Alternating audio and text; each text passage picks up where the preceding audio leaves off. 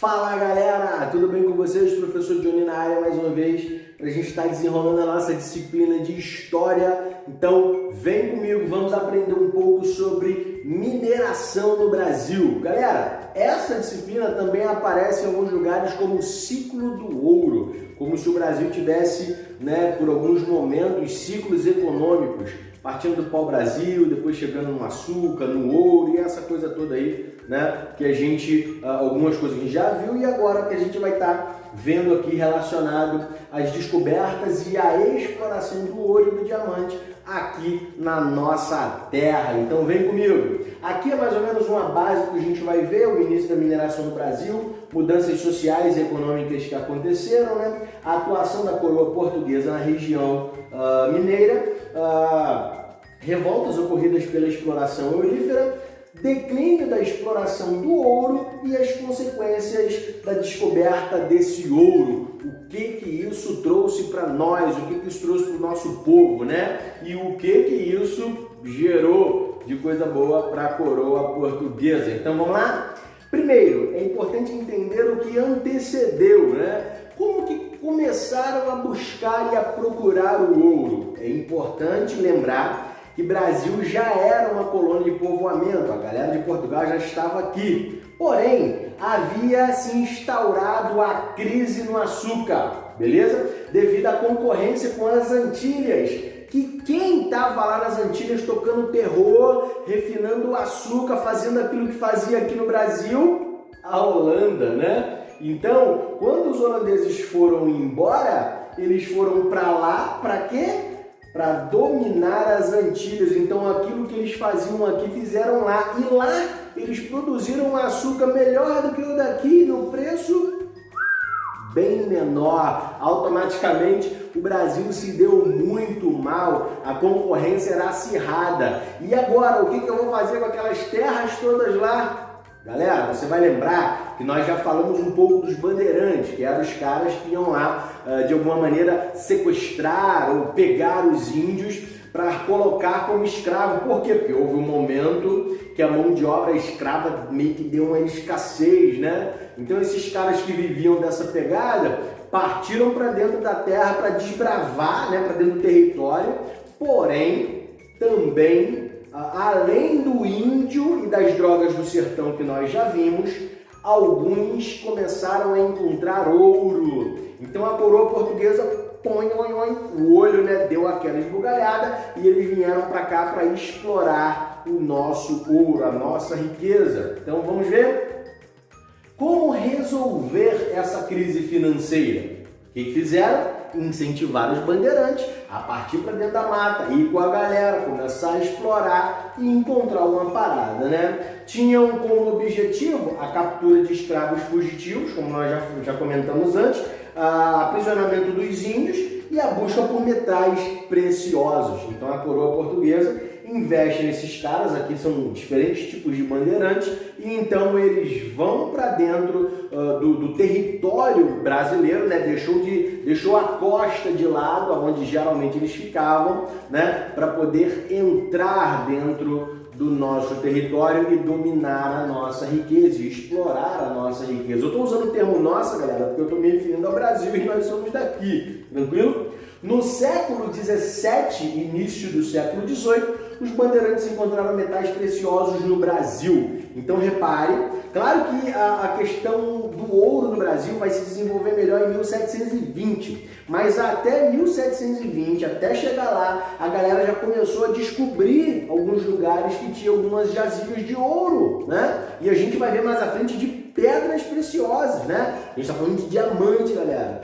que na época, por mais que fosse bruto, tinha o seu valor, De repente, para quem achava, não era tão interessante, mas para o dono de quem achava, que a gente vai ver isso, ele conseguia vender e faturar uma grana. E é claro, a coroa portuguesa ficava com a maior parte, como a gente vai ver também mais à frente, Aí aqui a gente vê mais ou menos um lugar de exploração, um lugar que eles mantinham com essa questão ligada à exploração, tanto na questão de cavar, quanto até a questão dos rios, para usar uma série de técnicas, como a gente vai ver aqui em algum momento. Aqui é a figura de um diamante bruto, antes de ser lapidado.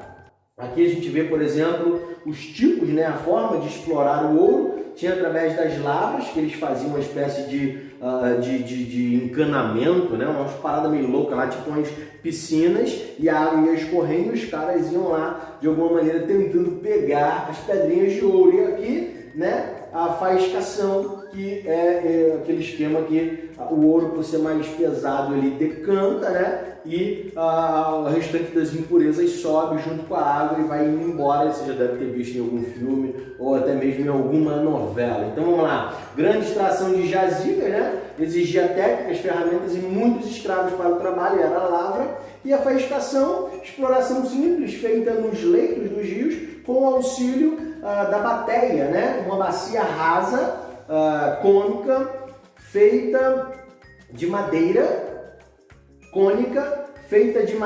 ou metal, né? Praticada por pequenos números de escravos. Então era tranquilo, era um só, né, por cada instrumento.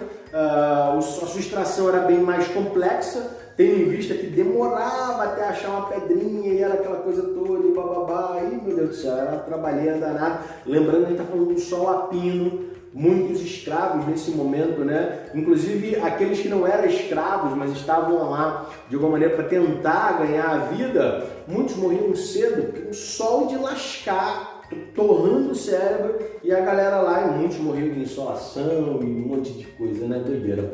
Quais as mudanças que ocorreram, né? Intensas migrações e imigração. A gente vê a galera, todo mundo indo lá para a zona, principalmente de Minas Gerais, né? Como a gente vai ver. Aumento na compra de escravos. Claro, agora todo mundo vai querer investir de alguma maneira em escravo. Por quê? Porque o cara vai achar lá para mim, vai ficar lá no sol torrando, vai achar o ouro, vai me trazer riqueza. Começou a haver algumas urbanizações nas áreas. Você vai lembrar que as áreas exploradas não eram urbanizadas, né? Eram lugares que até então ninguém tinha chegado de alguns desses lugares. Então começaram a criar uma certa urbanização. Surgiu uma camada social entre os escravos, né, e os senhores, que eram os comerciantes e profissionais liberais. Então repare que antigamente na cana tinha lá o engenho, o senhor e o escravo. Agora não. Agora vai surgir alguns comerciantes, que é a galera que vai comprar e vender esse ouro, e surge também alguns profissionais liberais, ou seja, cada um por si e Deus por todos, e vamos que vamos tentar enriquecer. Então por isso também o processo de urbanização foi muito grande, né? Aqui a gente vê algumas cidades consideradas históricas, né? Aqui a gente vê Mariana, aqui Sabará, e aqui Vila Rica, né? Lugares onde tinha muita jaziga desses metais preciosos. Caminhando, o caminho percorrido pela busca do ouro originou estradas e ligações importantes para ampliar o território da colônia. Então, galera, quanto mais, né, a galera adentrava para alguns lugares, estradas eram sendo construídas, novos caminhos eram sendo construídos, né? Uma série de comércio começa a ser criados para poder manter alguns desses aqui, né? Porque grande parte dos caminhos eram bem longos, né? O caminho do ouro até o porto do Rio de Janeiro. Então repare que era gigantesco. Tá aqui o Rio de Janeiro, né? E vai embora, era muita coisa, ó. Ou seja, era extremamente gigantesco essa demanda aí de território e essa busca por metais. Caminhando, a extração de metais preciosos como principal atividade econômica mineira gerou grande dependência com o comércio externo entre capitanias e importação. Então, galera, você vai lembrar que na época era desenvolvida no Brasil a espécie do governo gerais e de capitanias. Essas capitanias começam, né, ter a dependência do quê? Desse comércio. Por que a gente vai fazer com uma pedra bruta? O que a gente vai fazer? Não tem como a gente não tem técnica, né, para poder utilizar e fazer com que isso aqui gere uma série de coisas pra gente. Então a gente tem que comercializar. Mas a gente vai fazer isso com quem? Com certeza com o exterior, porque aqui no Brasil era só uma colônia de Portugal. Não tinha então uma série de coisas favoráveis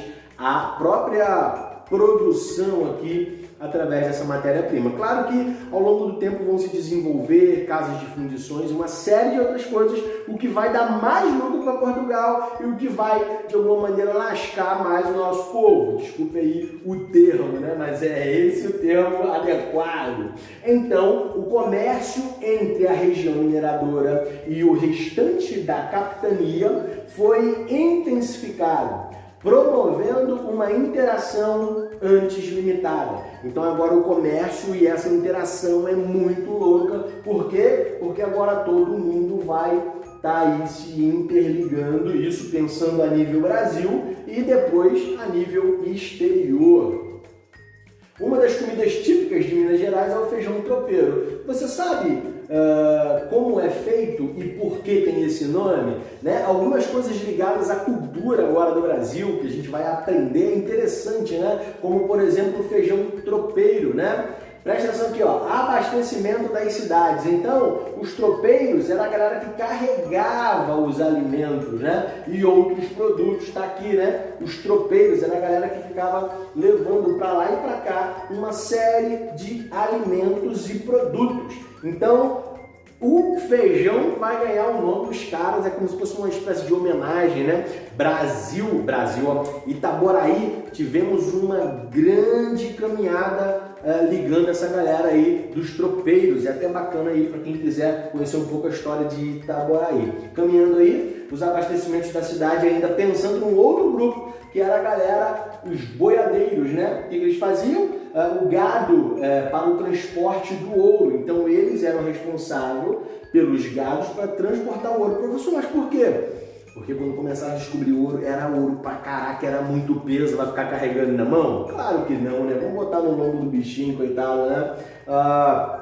Tinha aqui também o campoeiro, né? Que era o transporte de escravo. Aqui, ó, a gente vê, não sei se está dando para perceber legal aqui, os escravos amarrados, né? Um amarrado com o outro pelo pescoço. E era bizarro, eu gostei muito de pensar como que era uma vida sofrida, tanto para os escravos, quanto para os indígenas que eram escravizados, quanto para aqueles que eram escravizados por conta de dívida, que também aconteceu aqui no Brasil em algum momento. A coroa portuguesa possuía uma política rigorosa na fiscalização e exploração do ouro, exercendo seu controle por meio de um imposto e órgãos específicos. A ideia era explorar o máximo e investir pouco. Então, é claro, ela vai começar a, de alguma maneira, trazer para cá uma série de pessoas que iria fazer uma espécie de fiscalização e também alguns órgãos, como eu falei, por exemplo, da Casa de Fundição, que viria de maneira a trabalhar, né,